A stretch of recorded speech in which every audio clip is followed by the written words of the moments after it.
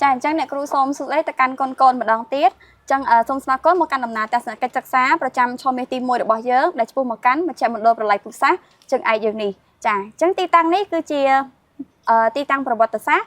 ដែលបានតាក់ទាញភ្ញៀវទេសចរជាតិនិងអន្តរជាតិដើម្បីមកទស្សនាផ្ទាល់នៅទីតាំងកັບសម្រាប់មនុស្សយ៉ាងសាហាវព្រៃផ្សៃនៅក្នុងសម័យកម្ពុជាប្រជាធិបតេយ្យឬក៏យើងហៅថាសម័យប៉ុលពតចាអញ្ចឹងទីតាំងនេះគឺមានទីតាំងស្ថិតនៅក្នុងភូមិរលួសសង្កាត់ជើងឯកខណ្ឌលង្កោរាជធានីភ្នំពេញដែលមានចម្ងាយប្រមាណជា15គីឡូម៉ែត្រនាប៉ែកនិរតីនៃរាជធានីភ្នំពេញចាហើយបើតាមឯកសារខ្លះបានឲ្យដឹងថាទីតាំងនេះគឺជាទីកន្លែងទទួលសម្រាប់មនុស្សដែលបានបញ្ជូនពីបានបញ្ជូនអ្នកទោសនោះពីគុកទួលស្លែងដែលយើងហៅថាមន្ទីរស21ហើយក៏ជាកន្លែងសម្រាប់នៅផែនការសម្រាប់មនុស្សដែលពួកខ្មែរក្រហមបានចោទប្រកាន់ថាជាខ្មាំងប្រឆាំងនឹងអង្គការផងដែរហើយបើតាមប្រជាពលរដ្ឋដែលនៅម្ដុំនេះបានដឹងថាទីតាំងនេះគឺជាអតីតកន្លែងបញ្ចុះសពរបស់ជនជាតិចិនក៏ដូចជាចំការមួយភាគធំជាចំការមានរបស់អ្នកភូមិដែលមានទំហំផ្ទៃដីប្រមាណជា2ហិកតាហើយហុំព័ទ្ធទៅដោយរបងដែលសង់អំពីស័ង្កសីក៏ដូចជាមានបន្លាលួសដែលមានភាពអាចកំបាំងបំផុតអញ្ចឹងនៅក្នុងអំឡុងឆ្នាំ1975ដល់1979ទីតាំងនេះគឺស្ថិតនៅក្នុងភាពអាចកំបាំងបំផុតពុំឲ្យមាននរណាម្នាក់បានដឹងឡើយចាហើយបន្ទាប់ពីថ្ងៃរំដោះ7មករាគឺទីតាំងនេះគឺទើបគេដឹងថាជាទីកន្លែងដែលកັບសម្រាប់មនុស្សយ៉ាងសាហាវព្រៃផ្សៃដែលគេបានឃើញមាននៅសាកសពក៏ដូចជារណ្ដៅស្អុយពីពេញសំទោសសាកសពស្អុយពីពេញរណ្ដៅផងដែរហើយគេមានឃើញនៅឧបករណ៍សម្រាប់ធ្វើទរណកម្មក៏ដូចជាកັບសម្រាប់មនុស្សយ៉ាងសាហាវព្រៃផ្សៃនោះដូចជាបំពង់ទីបត្បូងចបដំបងក៏ដូចជាឈាមប្រឡាក់ទៅនឹងត្បូងចបផងដែរហើយសាកសពមួយចំនួនគឺគេឃើញថាមាន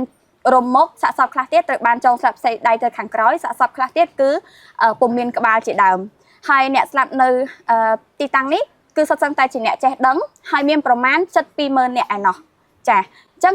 នៅក្នុងអំឡុងទសវត្សរ៍ឆ្នាំ1980គឺទីតាំងនេះនៅពេលដែលប្រជាពលរដ្ឋបានមកកាន់ភូមិឋានរបស់ពួកគាត់វិញឃើញថាទីតាំងនេះគឺមានសភាពស្ងាត់ជ្រងំហើយមានក្លិនអសោឈាមផ្សេងជាដើមអញ្ចឹងនៅក្នុងអំឡុងឆ្នាំ1989ទីតាំងនេះបានប្រែក្លាយទៅជាមជ្ឈមណ្ឌលជាតិសម្រាប់ថែរក្សានៅភស្តុតាងនិងសម្រាប់បានន័យថាថែរក្សានៅភស្តុតាងដែលបង្ហាញអំពីការកាប់សម្លាប់មនុស្សយ៉ាងសាហាវព្រៃផ្សៃក៏ដូចជាអមនុស្សធម៌របស់ពួកខ្មែរក្រហមជាដើមចាហើយ